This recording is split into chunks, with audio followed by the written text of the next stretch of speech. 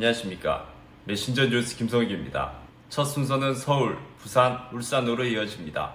서울 동안교회 김영준 목사님은 부활절을 보내면서 힘든 삶 속에서도 그 삶의 의미를 찾는 지혜에 대해서 말씀하십니다. 부산 진교회 신충우 목사님은 삶의 현장이 힘들지만 돌아가야 하는 이유를 설명하십니다.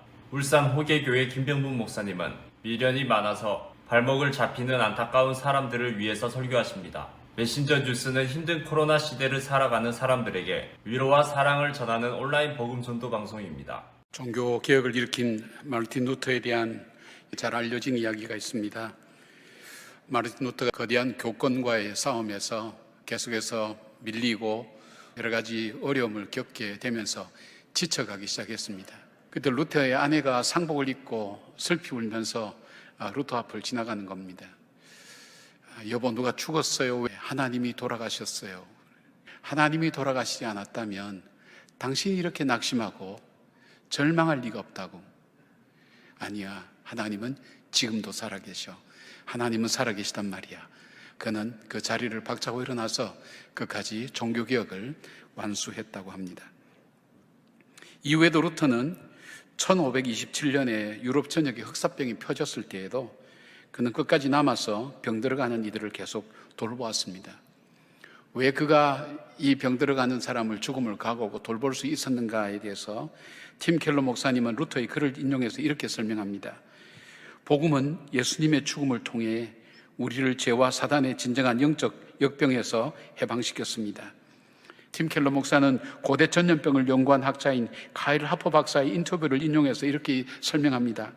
적은 숫자로 시작된 기독교가 이토록 놀랍게 부상한 이유 가운데 하나는 전염병이 로마 세계의 도시를 초토화하던 암흑 속에서도 바로 기독교는 희망의 원천을 제공했다는 것입니다. 베드로전서 1장 3절에 이렇게 말씀합니다. 우리 주 예수 그리스도의 아버지 하나님을 찬송하리로다. 그의 많으신 긍휼대로 예수 그리스도를 죽은 자 가운데서 부활하게 하심으로 말미암아 우리를 거듭나게 하사 산 소망이 있게 하셨으며. 미국의 인디애나 주에 있는 알렉산드리아 몰로 고등학교라는 곳이 있습니다.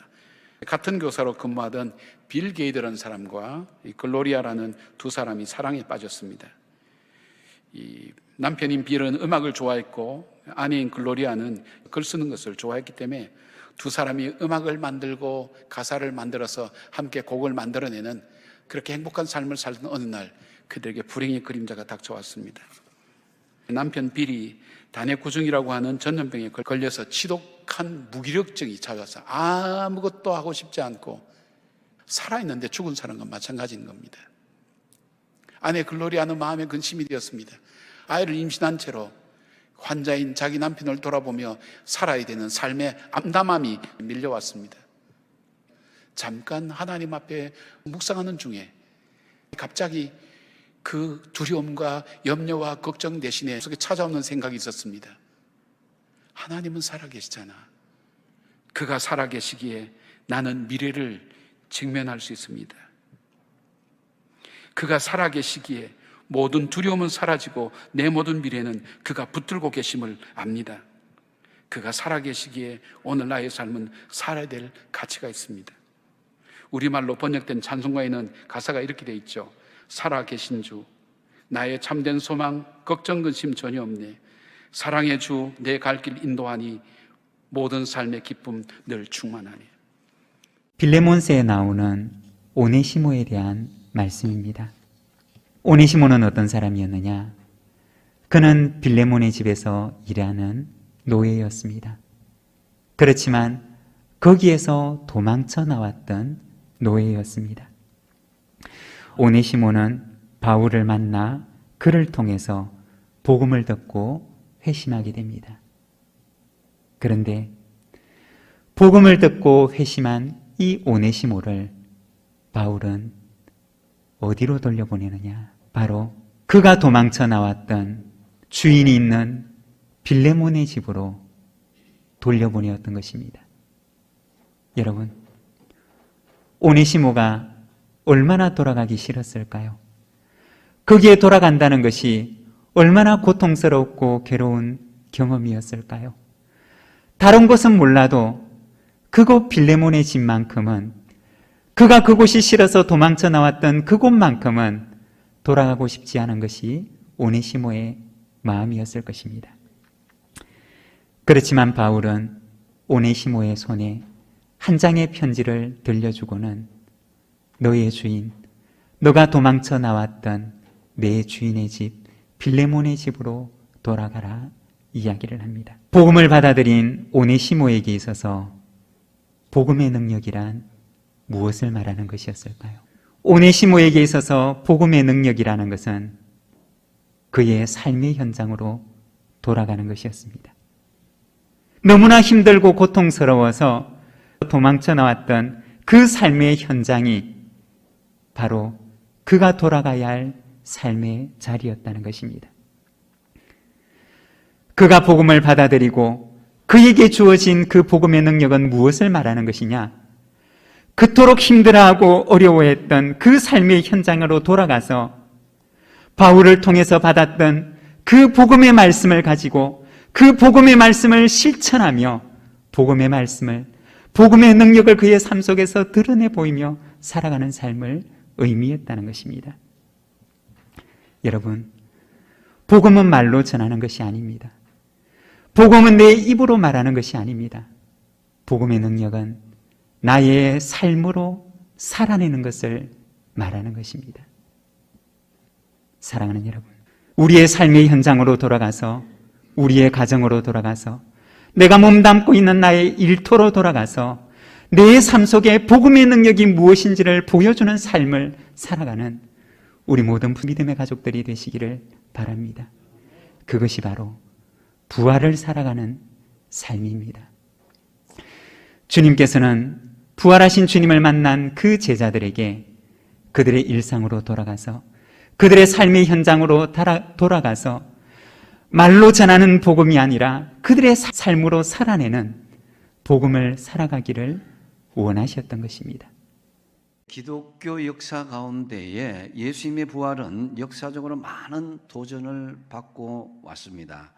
제자들이 꿈에 된 이야기다, 아니면 환상으로 보았다 등등.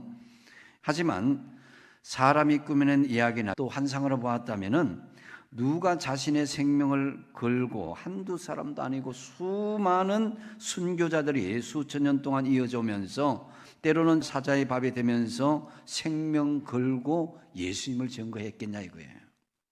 아무리 멍청한 사람이라도 이런 도박은 하지 않을 것입니다. 예수 그리스도의 부활은 역사적으로 사건이요 또 진리인 줄로 분명히 믿습니다.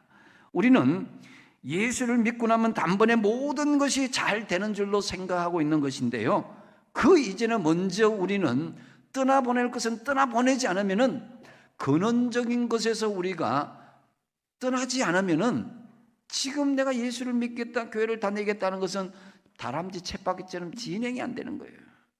그릇을 깨끗이 씻어야 거기에 밥을 먹을 수 있듯이 우리 안에 더러운 것을 떠나보내야 거기에 믿음도 생기고 부활신앙도 생기게 되는 것입니다. 내가 버리고 떠나야 할 것이 무엇인가를 이 시간 곰곰 생각해 보십시오. 내가 버릴 것, 내가 포기할 것이 예수 믿으면서 있을 것입니다. 주일만 되면 나를 유혹합니다. 산으로 가자, 들로 가자, 낚시 가자, 뭐 좋은 데 가자, 여러 가지 사람들의 사건 사고가 또 주일날 또 그렇게 생기는 거예요. 그럴 때에 여러분이 계속 질질 끌려다니는 그런 사단에 속박된 믿음으로 양다리 걸치기의 신앙이 되고 마는 것입니다. 여러분, 사람이나 물질 때문에 혹은 세상의 재미나 코로나의 게으름 때문에 주님을 서운하게 한 적이 없는지 한번 생각해 보십시오. 야고보서 4장 4절 말씀인데요, 간음한 여인들아, 세상과 벗된 것이 하나님과 원수됨을 알지 못하느냐? 그런즉 누구든지 세상과 벗이 되고자 하는 자는 스스로 하나님과 원수되는 것이니라. 세상과 가까워지는 것은 바로 반대로 하나님과 원수 삼는 것과 같은 것이라는 거예요.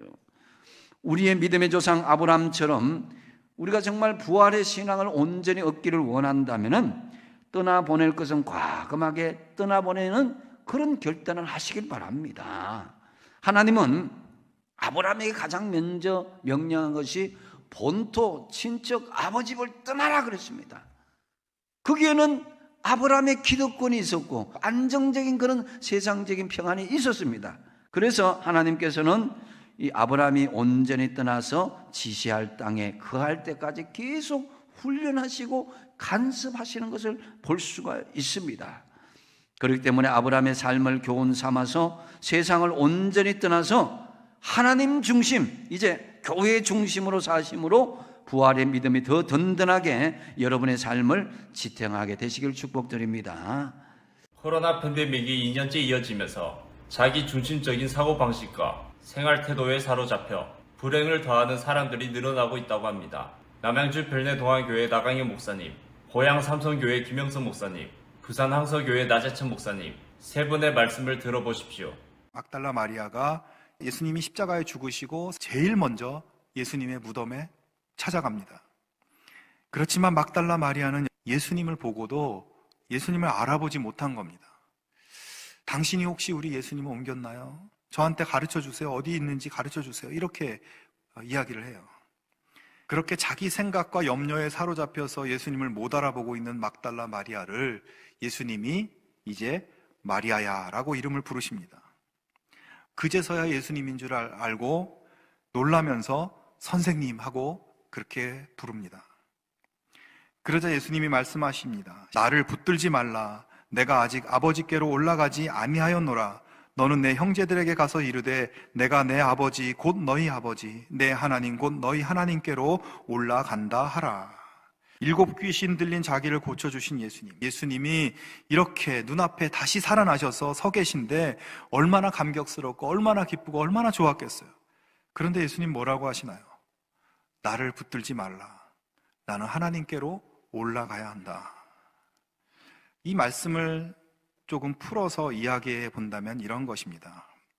마리아야, 이제 나를 다시 볼 수 없을 줄 알았는데, 그래서 누구보다 슬퍼하고 누구보다 마음 아파하고 그랬는데 다시는 나와 떨어지지 않고 싶어하는 네 마음을 내가 잘 알고 있다.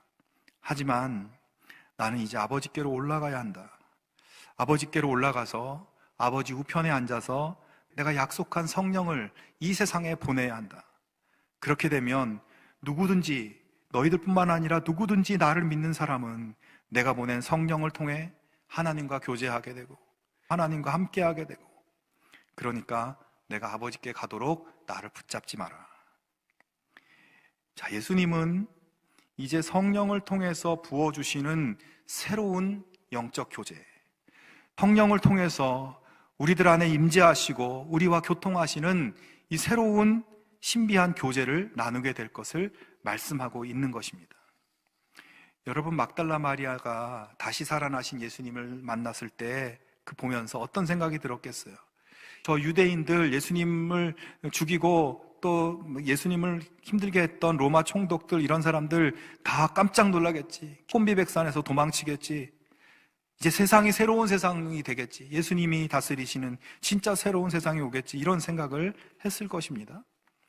그리고 다른 사람들 다 도망가도 내가 십자가 밑에까지 끝까지 예수님을 따라갔었고 이 무덤에도 제일 먼저 찾아왔던 나를 칭찬해 주시고 나를 높여주시지 않겠어? 이렇게 생각했을 것입니다. 하지만 예수님의 부활은 그런 것이 아니었습니다. 막달라 마리아 또 제자들, 당시 예수님 따르던 사람들을 위해서만 일어난 사건이 아니었습니다. 이제 부활하심으로 앞으로 다가오는 모든 시대 속에 예수님 믿는 사람들, 예수님의 부활을 믿는 사람들과 시간과 공간을 초월해서 교제하고 같이 있고 위로하고 교훈하고 참된 하나님 자녀로 살아갈 수 있도록 해주시는 새로운 믿음의 세계, 부활의 세계를 열어주시기 위해서 주님은 다시 사신 것입니다.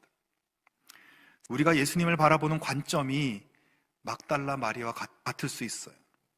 내가 원하는 예수님, 내 생각을 받아주시고 내 기대에 부응해 주시는 예수님, 그 예수님을 우리는 찾고 있지 않습니까? 부활절, 1년 절기 중 가장 크게 기뻐하고 감사하는 날입니다.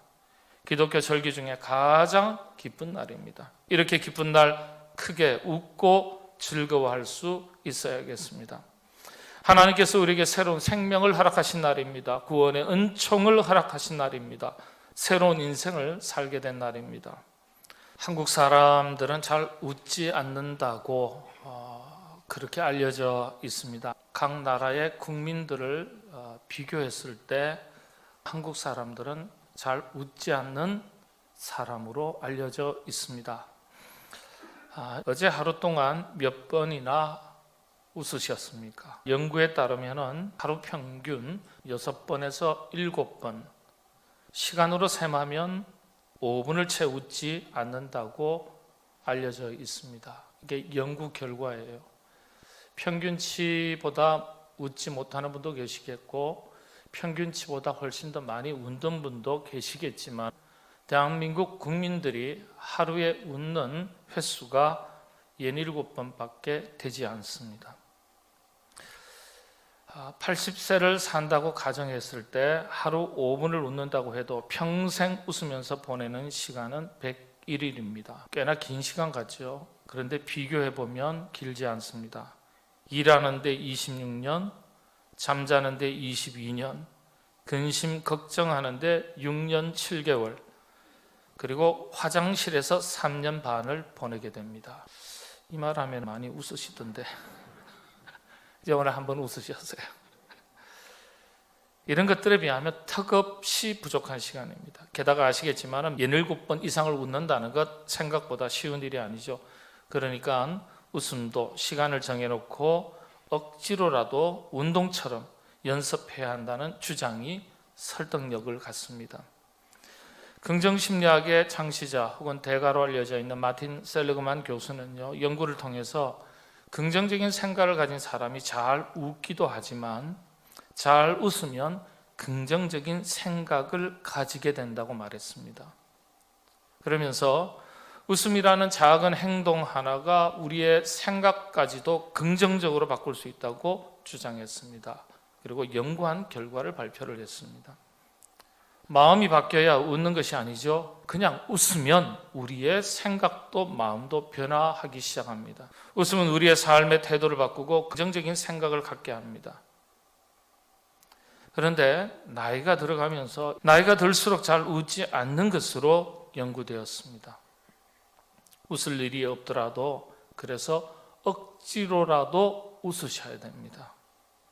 웃는다는 것이 결국 마음먹기에 달린 것이 아닐까 그렇게 생각이 됩니다. 웃는다는 것은 기쁨을 표현하는 것 아니겠어요?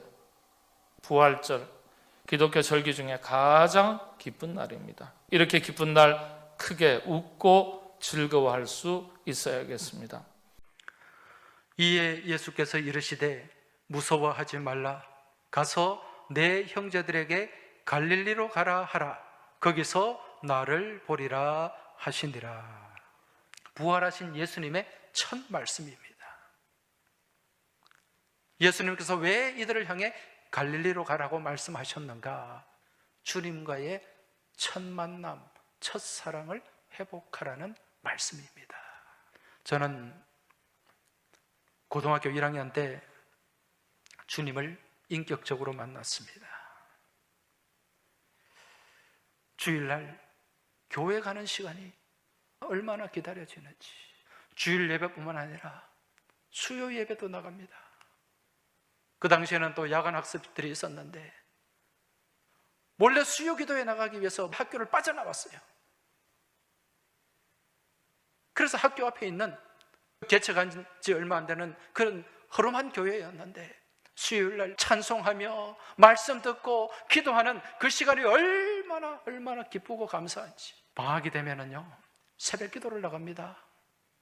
돌아서면 배고플 때 밥은 굶어도 성경은 읽었습니다. 문학의 밤, 수련회, 성탄절 준비, 이런 행사를 준비하는 시간들이 너무너무 기뻤고요. 지금도 저에게 갈릴리를 묻는다면 저는 제 고향 모교회 성주에 있는 도흥교회를 말합니다. 저는 지금도 목회를 하면서 제 스스로 나태해지고 영적으로 느슨해질 때면 저는 옛날 저의 갈릴리로 돌아가곤 합니다. 이 갈릴리 호수는 어떤 곳입니까? 생명을 살리는 곳입니다. 어떻게? 위로부터 받은 것을 또 아래로 흘려 보냄을 통하여서. 지금 예수님께서 이 제자들에게 갈릴리로 가라고 명령하신 그 이유가 무엇인가? 바로 너희들이 세상으로 가서 갈릴리가 되라는 말씀이에요. 세상에 가서 예수 그리스도의 부활 생명을 곳곳에 나누고 흘려보내라는 것입니다. 여기에 비해 사해는 어떻습니까? 사해는 막혀 있죠. 받기는 잘 하는데 흘려보내지를 못해요. 그로 인해 결국 그 바다는 죽음의 바다, 사해가 될 수밖에 없다는 것입니다. 나는 다른 사람으로부터 절대 도움을 안 받아, 그렇게 말하는 사람들이 있죠. 그런 사람들은 줄 줄도 모릅니다. 또 어떤 사람은 도움은 잘 받는데 베풀 줄은 몰라요. 이런 사람 모두가 사해와 같은 사람들입니다. 죽은 바다예요. 생명이 없습니다. 대전 제일교회 김철민 목사님, 경주 남부교회 김상전 목사님, 부산 애간교회 조성일 목사님은 지금 어려운 시대 힘든 여건이지만 최후의 승리를 위해서 지켜내야 하는 기본과 본질에 대해서 말씀하십니다. 우리가 성경을 읽을 때 당연히 예수님의 시신의 방부 처리를 하기 위해서 온 사람들은 제자들일 것이다 라고 상식적으로 판단을 합니다. 그러나 뜻밖에도 여인들이 나타나서 예수님의 무덤을 찾고 있는 이 장면을 바라보면 아, 그렇구나. 실망과 좌절의 늪 속에 있던 사람들이죠. 이 사람들이 로마의 폭정에 시달리고 있습니다. 그리고 그들은 그야말로 먹고 사는 것, 그 소박한 행복을 추구했던 사람들이에요.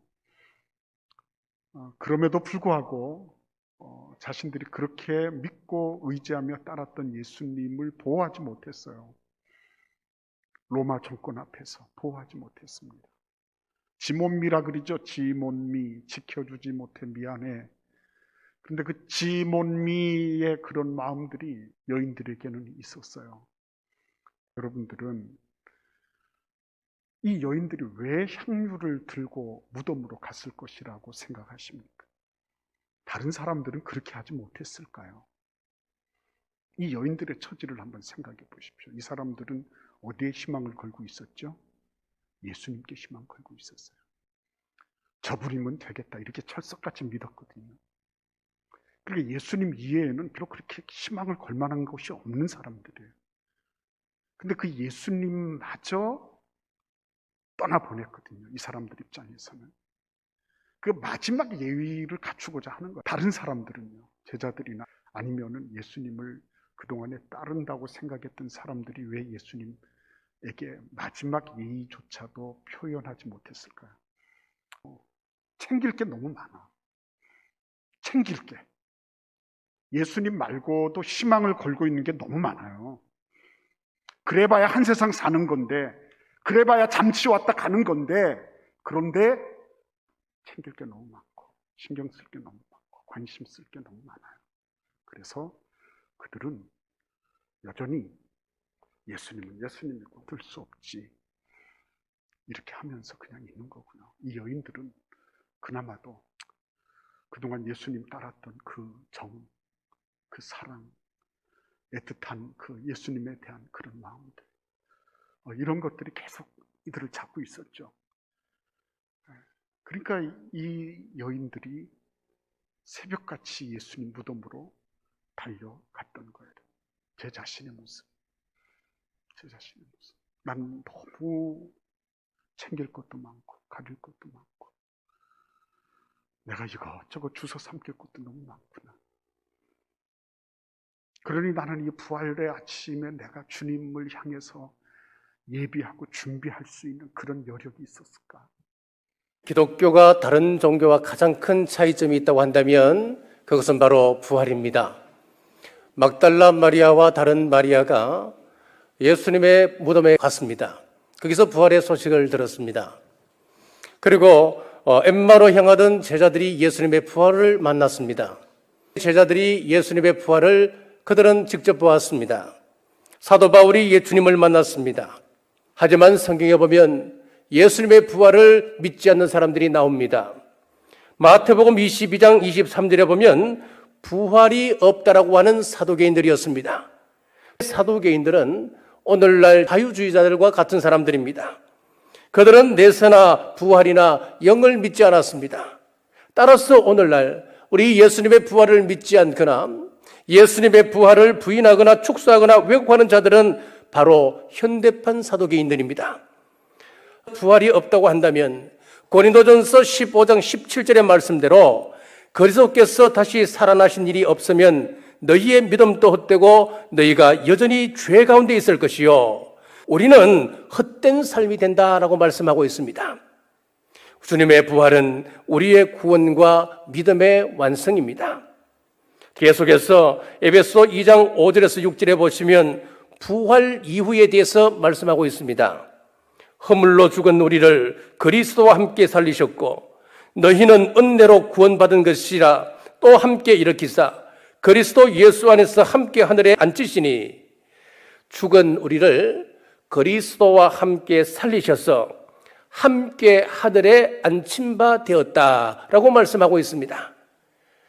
우리가 그리스도와 한 단으로 묶여 있다면 예수님의 부활의 능력이 우리에게도 그대로 적용되고 우리에게도 그 능력이 임한다고 하는 말씀입니다. 지금 죽더라도 우리는 장차 부활의 소망이 있다. 이것 생각하면 얼마나 감사한지 모릅니다. 우리가 예수님께 속해 있기 때문에 우리도 부활의 은총을 경험하게 된다라고 분명히 약속하고 계십니다. 자, 이런 확신과 감격을 안고 지금 현재 삶을 어떻게 살아야 할까요? 그리스도를 내 삶의 주인으로 모시고 나는 죽고 내 안에 생명 되신 그리스도가 나타나게 하는 것입니다. 그래서 골로새서 3장 1절에 이렇게 말씀합니다. 그러므로 너희가 그리스도와 함께 다시 살리심을 받았으면 위의 것을 찾으라. 이는 너희가 죽었고 너희 생명이 그리스도와 함께 하나님 안에 감추었음이니라 라고 권면하고 있습니다. 무슨 이야기입니까? 이제 우리의 삶은 어떤 삶이 되어야 하느냐? 위의 것을 찾으라 그랬습니다. 하늘에 속한 자로서 하늘을 사모하고 신령한 삶을 살아야 행복하고 감사가 있는 겁니다.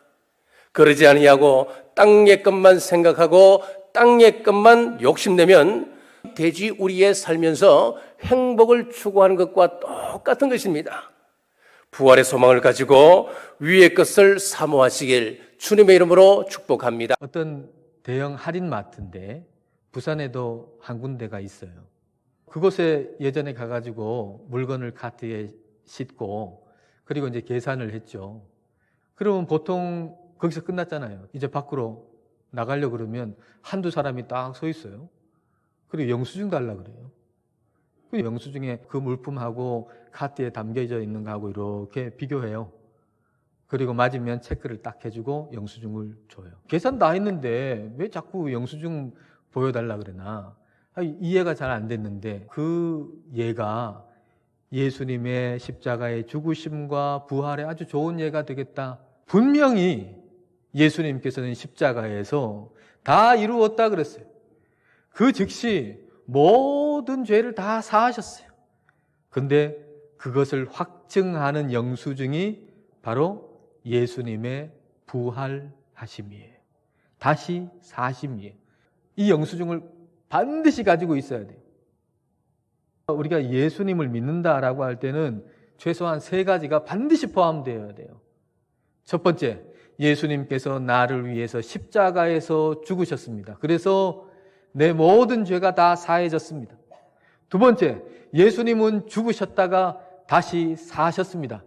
세 번째, 예수님께서 다시 사심으로 말미암아 나도 부활의 몸을 입습니다. 이 3가지가 포함된 게 예수님 믿습니다라는 얘기입니다. 22절과 23절을 읽겠습니다. 자, 아담 안에서 모든 사람이 죽은 것 같이 그리스도 안에서 모든 사람이 삶을 얻으리라. 그러나 각각 자기 차례대로 되리니 먼저는 첫 열매인 그리스도요, 다음에는 그가 강림하실 때에 그리스도에게 속한 자요. 예수님께서 부활의 첫 열매가 되셨어요.